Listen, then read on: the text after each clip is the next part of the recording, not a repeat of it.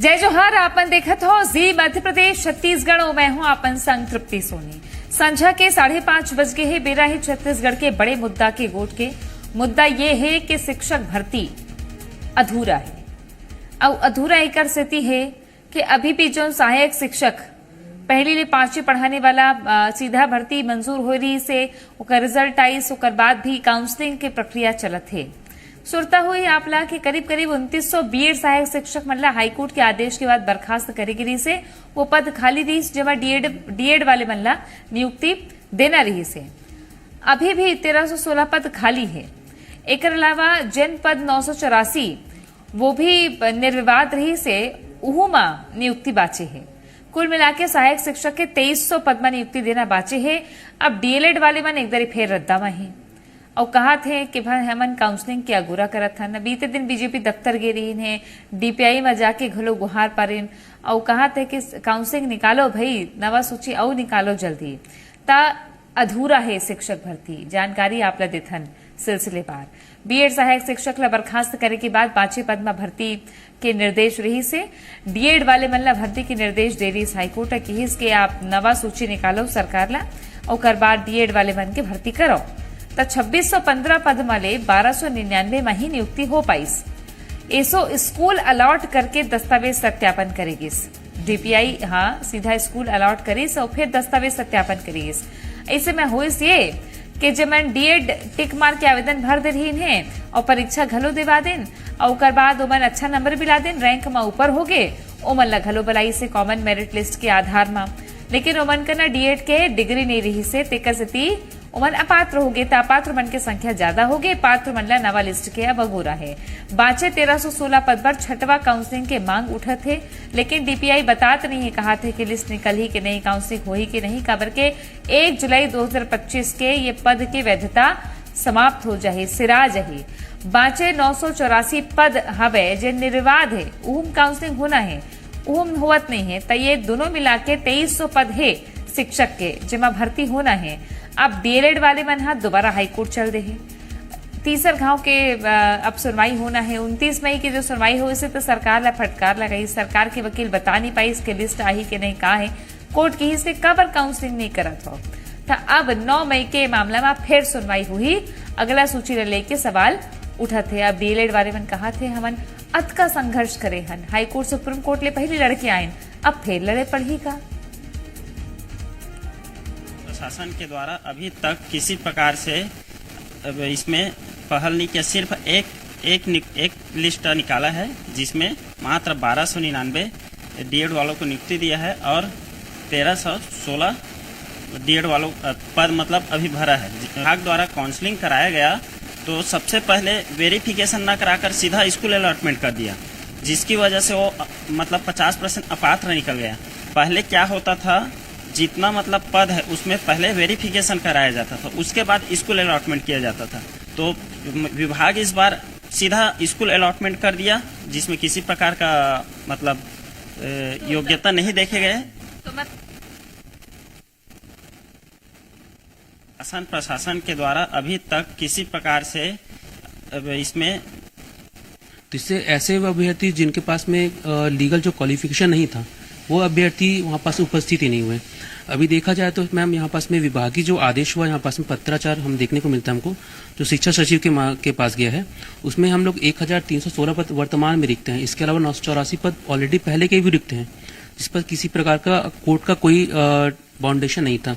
तो 2300 अभ्यर्थी मैम उनका जो जीवन है केवल ये 25 दिनों में टिका है, क्योंकि 1 जुलाई को हमारा जो वैलिडिटी है वो समाप्त हो जाएगा।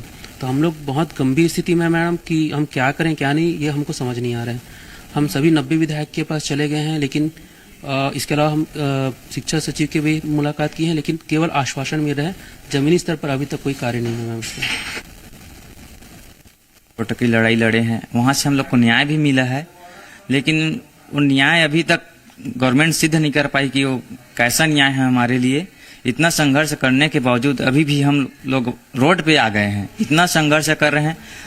मैम आपको मैं बता दूं कि हम पूरे छत्तीसगढ़ में 90 विधानसभा क्षेत्र है, हम सभी 90 विधायक के पास अपना दुख दर्द लेकर के गए हैं, सभी को अपना जो समस्या है उससे अवगत कराए हैं। उनके लेटर हेड में मुख्यमंत्री के नाम से पत्र जारी कराए हैं हमारे पक्ष में, फिर भी ये सरकार हमारी समस्या को सुन नहीं पा रहे हैं। और छत्तीसगढ़ के सभी लोकसभा क्षेत्र के 11 सांसदों से हम लोग मिल चुके हैं, सभी से अपना दुख दर्द पीड़ा बता चुके हैं, फिर भी हमारी समस्या का निराकरण नहीं हो। नारायणपुर जिला की बात कर लेते हैं। जी हाँ, है ग्राम पंचायत बेलगांव।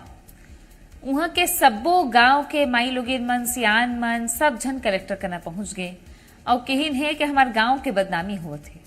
बदनामी एकर से हुआ थे कि हमार गांव के सीमा निर्धारित नहीं है और वहवाही होते तब बाकुलवाही गांव के हो जाते, जो बद्दी आते वो हमारे गांव में आते। तब भाई एक जन सीमा तय कर दो, बाउंड्री बना दो, एक ठन पता चले हमार काबर के स्कूल अस्पताल सब बाकुलवाही के नाम में है और कहीं कुछ होते तो हमला बद्दी देते।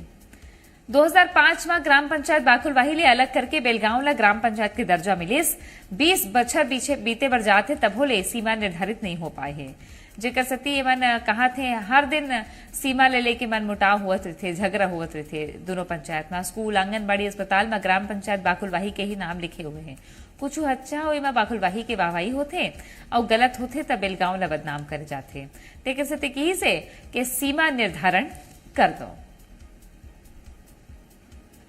प्रॉब्लम होली से जेकर का मन कलेक्टेड तालाब चो यहाँ से जब हमके स्कूल चो कन्या से सब वेले गांव हमके हो इमे काय काज हमके खूब दिक्कत जाए से तालाब जो आए ना हुआ से जब उनमन के लाभ उठाओ सो हमके बेलगांव लोग के हो। ये हमारे गांव की समस्या था, इसमें बहुत सारा समस्या है जो हमारे गांव के लोग एकत्रित होके यहाँ आए हैं, जिसमें एक ही समस्या नहीं है तालाब का, वो स्कूल है, आंगनबाड़ी भी है जो कि हमारे गांव में संचालित हो रहा है। उसको हमारे गायता पटेल लोग पहले से ही बता दिए थे कि हमारे क्षेत्र में जो चल रहा है उसमें गांव परिवर्तन होना चाहिए करके, लेकिन गांव परिवर्तन नहीं हुआ है। इसलिए अभी किसके नाम से चल रहा है बाकुल? यह कारण 10 से 20 साल हो रहा है।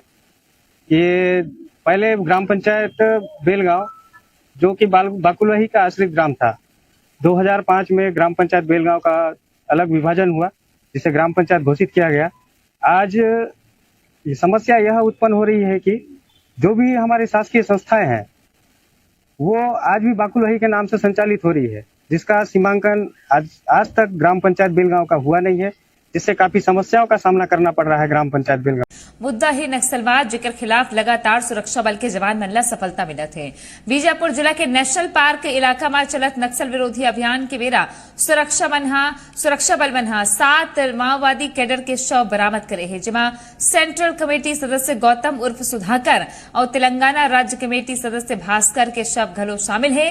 5 जून के सेंट्रल कमेटी मेंबर सुधाकर उर्फ गौतम के शव बरामद करेगी। एक बाद 6 जून के 45 लाख के इनामी तेलंगाना स्टेट कमेटी सदस्य आदिला भास्कर के शव मिले हैं। जेकर बाद 6 और 7 जून के संझा के होए मुठभेड़ के बेरा 3 और माओवादी कैडर के शव बरामद करेगी। मुठभेड़ स्थल ले हथियार और गोला बारूद के एक बड़े जखीरा, जिमा 2 AK-47 राइफल शामिल है। कुछ जवान मनला सर्पदंश, मधुमक्खी के डंक, डिहाइड्रेशन और अन्य अभियान संबंधी कारण ले चोट आए है। जिला विकासखंड के दूरस्थ वनांचल गांव धनौली बेद खोदरा के बैगा आदिवासी मनला साफ पानी नसीबीच नहीं होते। पिए के साफ पानी झीरे के पानी ला कपड़ा में छान के उबाल के मन बनाते हैं और नल जल योजना 2 साल ले यहाँ पहुंचेस नहीं है, ढंग से खराब पड़े है योजना के जत का काम है। तो ये नल जल योजना के हाल है और यहाँ लोगन कैसे कैसे करके बनाते, अपन पिए के व्यवस्था करते, पानी पीते, बिहिनिया ले मुंद्रहा ले जाते, रेंगत पानी भरे बर संझा कुन घलो इसने जाते। खतरा अलग है, तब पहाड़ में पानी के खोज में बैगा भटकत है, लेकिन अब सवाल पूछत हैं कि कब आखिर पिए के साफ पानी मल्ला नसीब होही। यार जो पानी टंकी बने हैं नल के, कितना साल पहले लगे हैं नल? 1 साल 2 साल हो जाते। 2 साल पानी आवत है? अभी तो नहीं आवा। 2 साल में पानी नहीं आई? पहले आत रही से, अभी फिर बिगड़ रही से, तहाँ से नहीं आवा। तब फिर नहीं आई? नहीं। अच्छा ये बता भाई, तब पानी के तो बहुत समस्या होत हुई। हाँ, पानी की कितना समस्या है भाई? बहुत समस्या। फिर कैसे करते हो पानी के लिए? जाते हैं लेने के लिए। बहुत लोग एमपी भी जाते हैं। एमपी तो नहीं जाते हो, जंगल के किनारे जाते हैं। हाँ, बॉर्डर में एमपी के उधर जाते हो ना। तो आप लोग को कितना दूर जाना पड़ता है पानी लेने? 1 किलोमीटर। 1 किलोमीटर जाना पड़ता है। तो जो घर घर में लगा हुआ है कनेक्शन, उसमें पानी नहीं आता क्या? नहीं आता। कितना दिन आया रहा हो? कितने साल पहले लगा रहा हो भाई? अभी तो नहीं आ रहा है पानी इसमें। हाँ, 1 महीना आया रहा। राष्ट्रपति के दत्तक पुत्र कहे जाने वाले बैगा आदिवासियों के लिए विभिन्न योजनाएं चलाई जाती हैं। गौरेला पेंड्रा मरवाही जिले में आदिवासी विकास विभाग भी है जो लगातार इनकी व्यवस्थाओं पर नजर रखता है, जिसमें केंद्र की राज्य की अलग अलग योजनाएं चलती है। पर स्थिति क्या है वो मैं आपको दिखाता हूं। ये गौरेला विकास खंड का धनौली पंचायत का बेत खोदरा इलाका है जहां बैगा आदिवासी निवास करते हैं। और ये जो महिला है ये पीने का पानी लेकर जा रही है। पहले तो इसके बर्तन में जो पानी है आप वो देखिए कितना साफ है। साफ देखने में नजर आ रहा, मटमैला है क्योंकि उसने इस जगह से वो पानी भरा है। ये पहाड़ आप ऊपर देखिए, पहाड़ है, ऊपर इस प्रकार के पेड़ हैं और ये पेड़ से लगातार पत्ते नीचे गिर रहे हैं, फूल गिर रहे हैं, सड़ रहे हैं। क्या नाम है? तो फूलवती। भाई ये तरफ देख। अच्छा, ये पिए के पानी, ये पानी क्या चीज के पानी है? काहे के लिए ले जा रहे हो पानी? पिए के नहीं था, पीने के लिए। हाँ। ये पानी तो बहुत गंदा दिख रहा है भाई, काला दिख रहा है पानी। क्यों इसको पियोगे? हाँ, तो पीते हमेशा था। कब से पी रहे हो ये पानी? पानी अब अगले वर्ष से शुरू करें, अगले साल तो खो दे रहे छोड़ी ला। हाँ। साल हो ये साल भर हो जाते हैं। हाँ।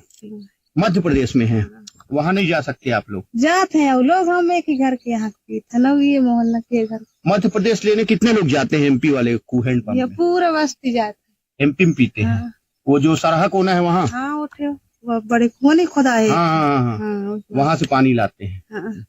तो देखिए, कहने को तो प्रधानमंत्री जन मन योजना चल रही है और इसके साथ साथ नल जल योजना चल रही है, पर सच्चाई आपके सामने है कि बैगा आदिवासियों को आज भी बिजली, पानी, सड़क जैसी मूलभूत आवश्यकताओं के लिए जूझना पड़ रहा है। और ये इस जिले के लिए, प्रशासन के लिए उनकी व्यवस्था पर सवालिया निशान लगाता है कि कब ये व्यवस्था में सुधार होगा। दुर्गेश सिंह, जी मीडिया, पेंड्रा। वहाँ पर वो क्या एक्चुअली पहाड़ी में बसाहट है और सिस्टम हमारा नीचे लगा हुआ है, तो वो प्रेशर के कारण बार बार पानी पट जाता है। तो अभी वो डायरेक्ट खोल के वहाँ माने बोर से ही सीधा सीधा पानी ले रहे हैं। अभी हम लोग निरीक्षण के दौरान देखे हैं, उसको निर्देश दिए हैं, वो जो टंकी लगाना है उसको ऊपर लेवल पर लगाएंगे ताकि फिर उनको सही पानी मिल पाएगा। एक पुराना हैंडपंप था जो सूख गया था, उसमें पानी नहीं था, उसको हम लोग एक निकाल के वहीं पास में पुराना बोर और खनन हुआ था, उसमें पानी है उसमें, तो हम लोग उसको शिफ्ट करके चालू कर दिए हैं। और पूर्व केंद्रीय मंत्री अरविंद नेताम पीसीसी चीफ दीपक बैज से सवाल पूछे हैं कि इसे कि दीपक बैज ले मैं एक बात जानना चाहत हूँ, कहूँ ईसाई धर्म में मतांतरण तो नहीं करवा ली है वे? धर्मांतरण लेके कांग्रेस की नीति का है ये बतावे। धर्मांतरण लेके संघ की नीति स्पष्ट है, ये नेताम के हिन है कि इनके आरएसएस के अनुशासन ले में प्रभावित हो गए हों। बता दें कि हाल ही में पीसीसी चीफ दीपक बैज नेताम ने आरएसएस की भाखा बोले की बात कही रही से। PCC chief Deepak Baij convert वाले अरविंद नेताम के बयान में कैबिनेट मंत्री केदार कश्यप अपन प्रतिक्रिया दीस की इसके कन्वर्ट हुए है या नहीं हुए है ये तो दीपक बैज बताही, लेकिन जैसे उनका वक्तव्य आत है वैसे में उनका मतांतरण तो हो चुके है वे।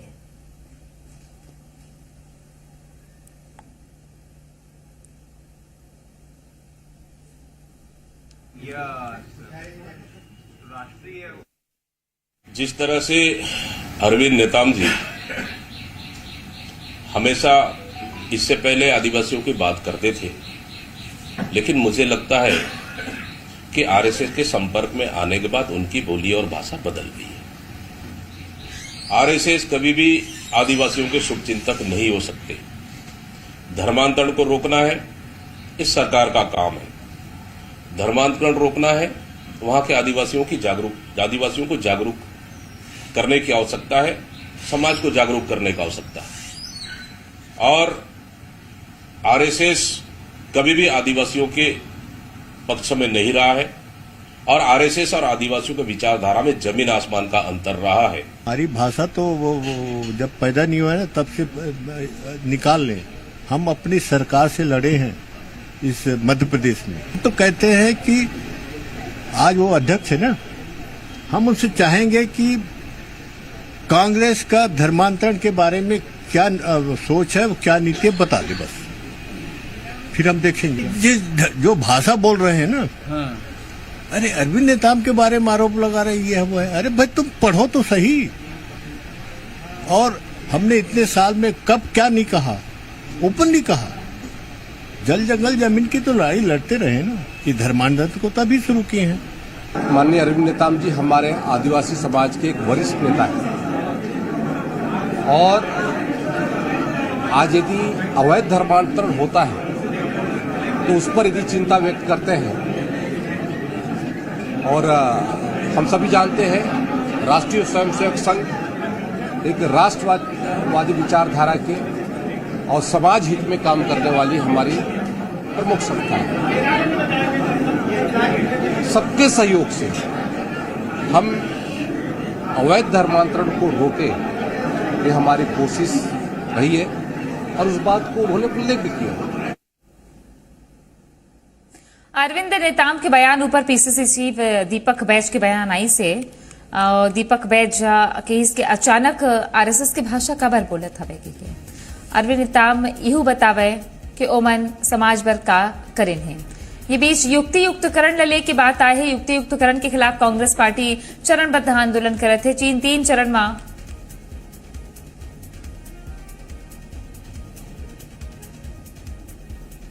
कि सरकार अगर कहीं अवैध धर्मांतरण हो रहा है, अवैध चर्चे बन रही है, तो ये सरकार का काम है। लेकिन जिस तरह से बस्तर में इन्होंने भाई से भाई को लड़ाने का काम, जाति से जाति, धर्म से धर्म को लड़ाने का काम आरएसएस का मुख्य एजेंडा है और इसी एजेंडे पे अरविंद नेताम जी भी चल रहे हैं। आखिर उन्होंने बस्तर में दशकों तक केंद्रीय मंत्री रहे और समाज का प्रतिनिधित्व किया। उन्होंने समाज के लिए क्या किया? रायपुर के बार क्लब मन में टूरी मल्ला फोकट में दारू मिलना बंद और फ्री में एंट्री मिलना बंद। क्लब में फ्री एंट्री और शराब नहीं मिला एलले के बड़े कार्रवाई हो ही अगर कोनो बार क्लब ऐसे करही ता। बता दन के ज्यादातर क्लब बार में बुधवार के माई लोग मिला फ्री एंट्री मिलत रही से और दारू भी मिलत रही से जानकारी आए रही से। तो एसएसपी लाल उमेश सिंह बैठक लीन क्लब बार संचालक मन ला चेता दे है कि सामाजिक सौहार्द बना के रखे जाए। एक स्थिति ये फैसला हो है। बता दन के महादेव घाट में युवक युवती के बीच मारपीट होली से मारपीट के मामला अगुआई के बाद पुलिस एक्शन ले है। पुलिस का कही से यू आपला सुनाथन पुलिस के फैसला ला युवा मन सही बता थे, कहा थे कि क्राइम कमती हो ही तो उन्हें तेल एंड जोन बार संचालक मन कहा थे कि निर्देश के पालन करबो। वीकेंड में या फिर मिड ऑफ वीक में फ्री एंट्री विशेष तौर से लड़कियों की फ्री एंट्री दी जाती थी, जिसके कारण से फ्री एंट्री के और उसमें अंदर में शराब परोसी जाती थी।